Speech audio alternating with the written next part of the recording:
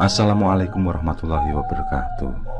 Selamat datang kembali di channel Pen Invasion, channel yang menyuguhkan video cerita bergambar seputar misteri. Simak terus video dari kami.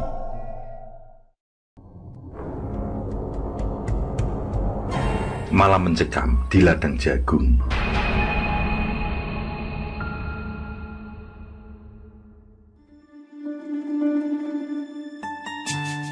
Usai menonton film yang selalu diputar di akhir bulan September, aku dan istri membaur bersama kedua mertuaku.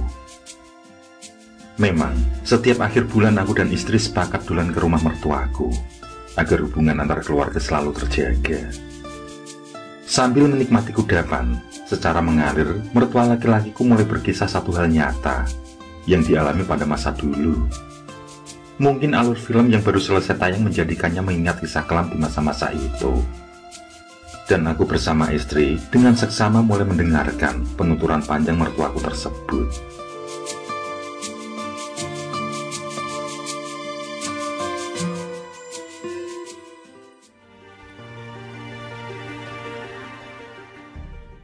Maret 1965. Malam itu, aku dan beberapa santri lain telah selesai menghadap Romo Kiai. Beliau meminta kami menghadap karena ada sebuah perintah yang harus kami laksanakan. Perintah itu sebenarnya bukanlah perkara berat. Ada sahabat Romo Yai yang sedang mempunyai hajat menikahkan putrinya. Untuk itulah kami diminta membantu sebisa kami di sana. Bukan hal yang perlu kami pusingkan, karena kami tidak harus memiliki keahlian tertentu, seperti among tamu misalnya. Hanya saja, situasi di waktu itulah yang menjadikan rasa gundah di hati kami. Apalagi jarak yang harus kami tempuh kurang lebih sejauh 14 hingga 15 km. Dan kami harus jalan kaki karena kami tidak memiliki kendaraan. Berita yang mengatakan sedang terjadi saling serang dan saling bunuh antara kaum santri dengan pemuda simpatisan kiri yang membuat kami selalu waspada. Benar, meski kami dibekali ilmu kanuragan, toh demikian tidak sedikit dari simpatisan kaum kiri pun memiliki olah kanuragan yang mungkin sejajar atau bahkan melebihi kemampuan kami. Apalagi kami bersebelas yang mendapat tugas, tidak kesemuanya santri laki-laki. 6 di antara kami adalah santri perempuan. Kami harus menjaga diri kami sendiri. Selain itu, kami harus menjaga santri-santri perempuan agar tetap aman berangkat sampai kembali pulang. 2 hari yang lalu, kami harus menerima kabar yang sangat menyedihkan. Kejadian terjadi saat siang hari. Lurah Bedono bersama istri dan kedua putrinya ditemukan meninggal secara mengenaskan di hutan karet. Pak Lurah dan keluarga sedang berada dalam perjalanan pulang setelah mengunjungi sanak keluarga yang sakit di luar kota. Naas, di hutan karet yang merupakan jalan menuju rumah beliau, mereka dicegat oleh gerombolan yang tidak diketahui. Dari gerombolan yang tidak dikenal itu, terdapat 2 korban dengan kondisi usus terburai pada keduanya, yang berarti Pak Lurah sempat melakukan perlawanan. Pak Lurah dan istrinya ditemukan dengan kepala telah terpisah dari badan, sedangkan kedua putri beliau disinyalir telah diruda paksa beberapa orang, sebelum akhirnya digorok dengan sadis. Sebagaimana diketahui, Pak Lurah Bedono adalah mantan murid dari pesantren kami. Pak Lurah Bedono pula yang kerap memberi sumbangan untuk perbaikan musola atau apapun di lingkungan pesantren. Hampir sebagian besar di antara kami hendak menuntut balas atas perilaku sadis tak berkemanusiaan itu. Namun Romo Kiai melarang kami. Apalagi kami tidak tahu gerombolan mana yang telah berbuat kejam itu. Namun kami tetap menduga bahwa perbuatan sadis itu dilakukan oleh gerombolan kaum kiri. Dan lusa, kami akan bepergian ke kecamatan sebelah untuk membantu sahabat Romo Kiai. Kami harus selalu waspada. Jika di siang hari saja mereka berani bertindak, apalagi di saat malam. Kabar terakhir yang kami terima, kami akan dijemput oleh beberapa orang pilihan murid sahabat Romo Kiai. Meski demikian, kami tetap harus selalu waspada. Hari itu pun tiba. Kami bersebelas dengan dijemput 10 orang pilihan telah bersiap untuk berangkat. Bersebelas kami adalah Yamin, kakak beradik Gito Gino, Alimin, dan aku sendiri, Dullah. Dari kelima santri laki-laki, hanya aku yang masih berusia 15 tahun. Sedangkan yang lain sudah berusia 18 tahun. Sedangkan santri putri terdiri dari Isnawati, Ngatimah, Mujiani, Halimah, Sunati, dan Priatin. Kesemuanya masih berusia sepantaran denganku. Pagi itu, kami pun berpamitan pada Romo Kiai. Tidak banyak bekal yang kami bawa, namun yang pasti kami membawa senjata masing-masing. Kondisi politik dan keamanan di waktu itu sangatlah kacau. Kami bahkan tidak bisa dengan mudah untuk mengenali mana lawan mana kawan. Kami tentu tidak ingin apa yang menimpa Pak Lurah juga menimpa pada kami. Kami menempuh perjalanan yang di sepanjang jalan masih sangat sepi. Terkadang kami harus melewati persawahan yang luas, lalu masuk ke hutan karet. Terkadang pula kami harus melintasi sungai kecil, ladang jagung, dan tempat-tempat yang masih sangat jarang dijamah manusia, yang kami yakini tempat itu adalah tempat-tempat keramat atau wingit. Sebenarnya, kami bisa saja melewati jalan pintas. Namun di jalan pintas itu, kami harus melewati sebuah sungai besar yang saat itu sedang banjir. Akhirnya, kami lebih memilih jalan memutar, karena takut kalau rakit yang kami naiki akan terseret banjir. Hanya pada saat kami melewati pos-pos jaga tentara saja kami merasa aman. Selebihnya, kami harus selalu dibuat senam jantung bila mana kami mendengar suara teriak kaki menyibak rimbunnya di daunan. Kami bukan saja was-was andai kami tiba-tiba dicegat gerombolan tak dikenal. Kami juga harus selalu waspada karena di sepanjang jalan yang kami lewati masih sangat mudah ditemui binatang buas. Bahkan beberapa kali perjalanan harus berhenti karena di depan kami melintas seekor ular sanca besar di jalan yang kami lalui. Kami tidak berani sembarangan berhenti untuk istirahat. Kami hanya berhenti bila menjumpai markas tentara atau polisi. Kami minta izin di sana untuk beristirahat. Bila kebetulan menemui komandan yang baik, kami terkadang diberi uang saku. Mereka juga selalu mengingatkan agar kami selalu waspada. Siapa lagi yang memusuhi kami di waktu itu kalau bukan dari kaum kiri?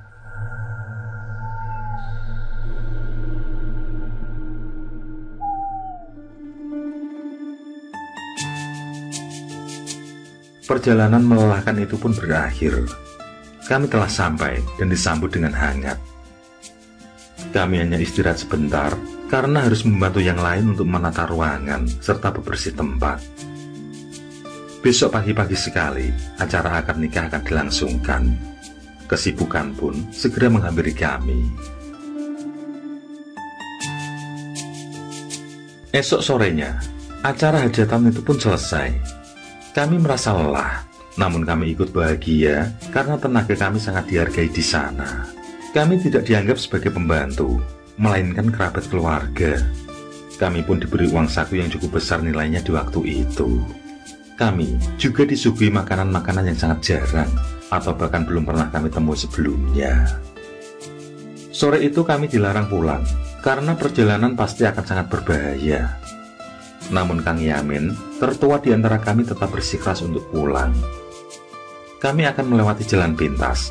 Sungai besar yang kemarin banjir, hari ini sudah surut, sehingga kami bisa melewati jalan pintas itu. Kang Yamin mengatakan kalau daerah yang akan kami lewati adalah daerah aman, karena di sana banyak dijumpai perkampungan yang ramai. Hanya sebelum menyeberang sungai, kami harus melewati ladang jagung yang sangat luas. Namun Kang Yamin sangat yakin kalau semua akan aman. Terjadi sedikit perdebatan antara Kang Yamin dengan tuan rumah. Namun akhirnya, tuan rumah tetap melepas kami meski dengan penuh rasa kekhawatiran. Perjalanan pulang kami lalui dengan sangat hati-hati. Kami tidak mengambil jalan semula ketika berangkat. Ada jalan pintas yang waktu tempuhnya jauh lebih cepat dibanding saat berangkat. Meskipun begitu, saat menyeberang sungai nanti, kami harus waspada oleh buaya, yang kadang bisa saja tiba-tiba menyerang. Perjalanan gelap harus kami lalui demi menghindari gerombolan kiri yang kini semakin merajalela. Kami tidak lagi bisa menghitung beberapa orang menjadi korban kekejaman mereka. Mereka sudah mengambil hak tanah dengan paksa, mereka juga suka membuat keributan, dan ujung-ujungnya mereka menyerang para penduduk tak berdosa tanpa beri kemanusiaan sedikit pun. Sekitar 1 kilometer lagi, kami akan menemui ladang jagung yang sangat luas. Siapapun yang belum pernah melewati ladang jagung itu, bisa dipastikan akan tersesat. Karena jalan setapak di sana sangat berliku dan bercabang-cabang. Setelah keluar dari ladang jagung itu, kami akan menemui sebuah sungai besar. Kami harus menyeberangi sungai itu menggunakan rakit.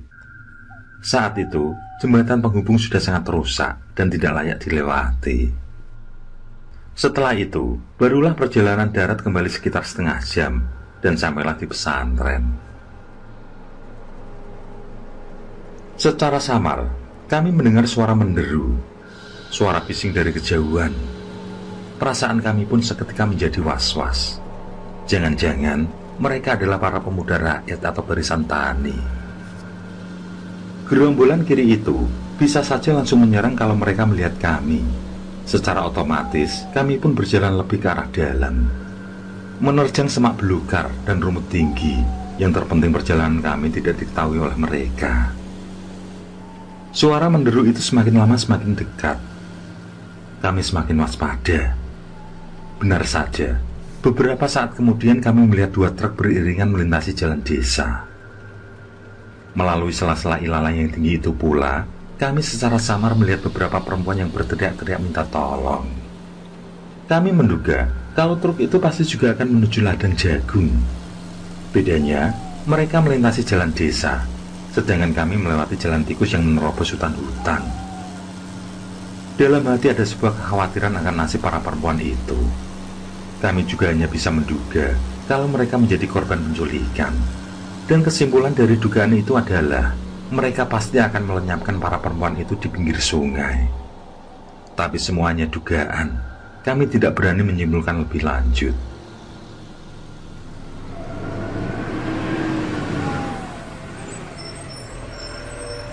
Di balik pepohonan besar, sebelum memasuki ladang jagung, kami melihat 2 truk itu berhenti. Kami mengamati dari kejauhan. Rupanya kedua truk itu membawa beberapa pemuda dan perempuan yang telah diikat tangannya. Jumlah orang yang menyandra kami perkirakan mencapai 20 orang. Sedangkan pemuda dan perempuan yang telah terikat itu sekitar 30 lebih. Kami tidak bisa memperkirakan dengan pasti. Hanya satu yang pasti, kalau kami menyerang mereka, kami kalah jumlah. Mereka telah memasuki ladang jagung. Kami bisa melihat mereka karena mereka menggunakan obor. Jadi kami akan tahu posisi mereka di sebelah mana. Kang Yamin meminta pada kami untuk waspada. Jangan sampai kami berpencar. Kami pun bersepakat untuk tetap menjaga jarak dengan mereka, sembari mengawasi apa yang akan mereka lakukan. Kami terkesiap ketika sudah mendekati bibir ladang. Ternyata di sepanjang pinggiran sungai itu sudah menunggu puluhan orang dari gerombolan mereka. Semua berteriak-teriak penuh kegirangan. Bunuh! Bunuh! Bunuh! Bunuh! Bunuh!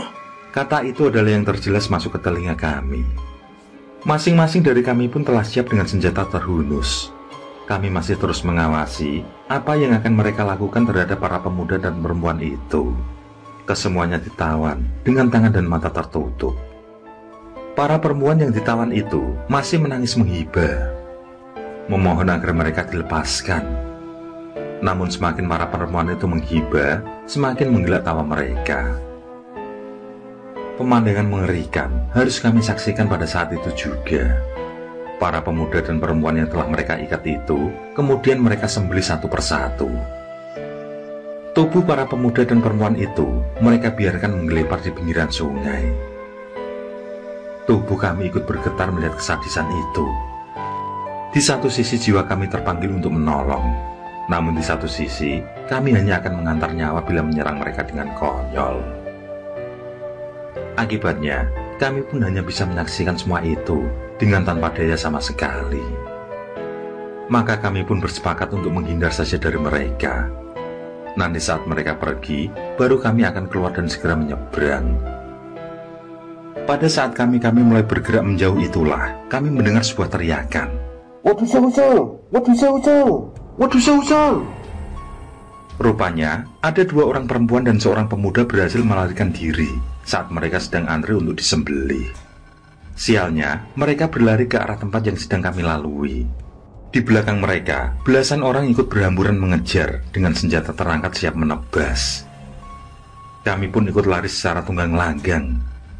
Mulanya kami bersebelas dengan rencana semula agar jangan terpencar.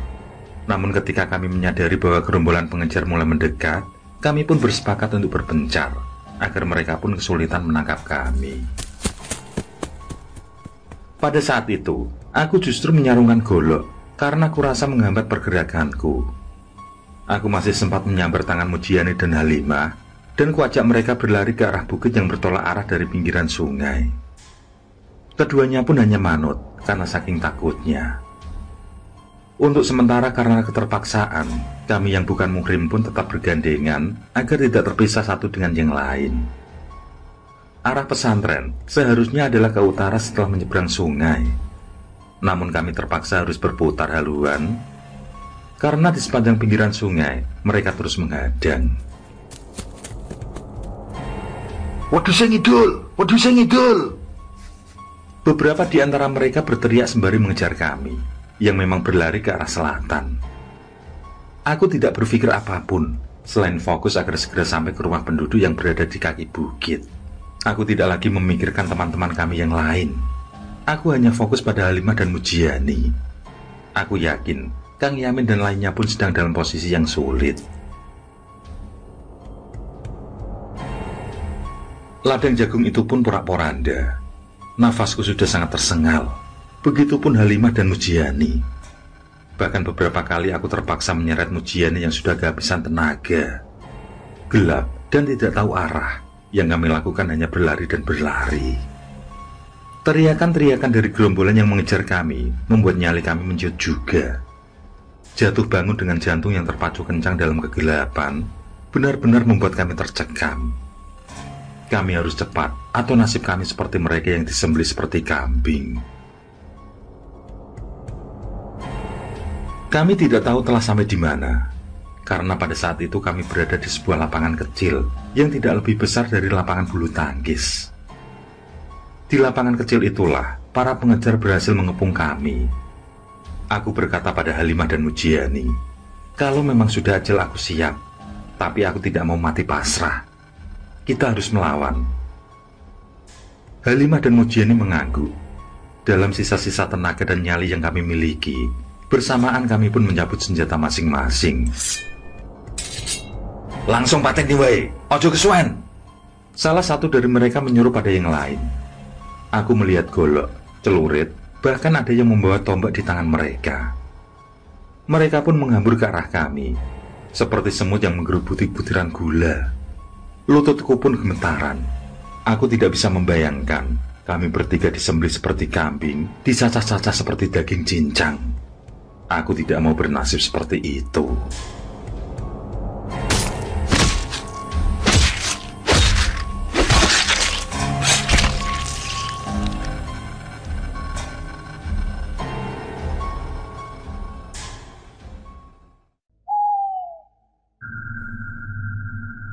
Oke, terima kasih. Semoga kawan-kawan terhibur, dan untuk ke depan, semoga channel ini bisa lebih baik lagi. Akhirul kalam, wassalamualaikum warahmatullahi wabarakatuh. Sesandingan hormat kali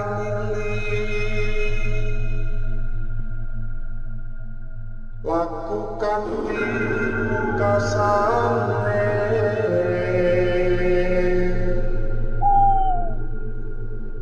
Anda kersanengku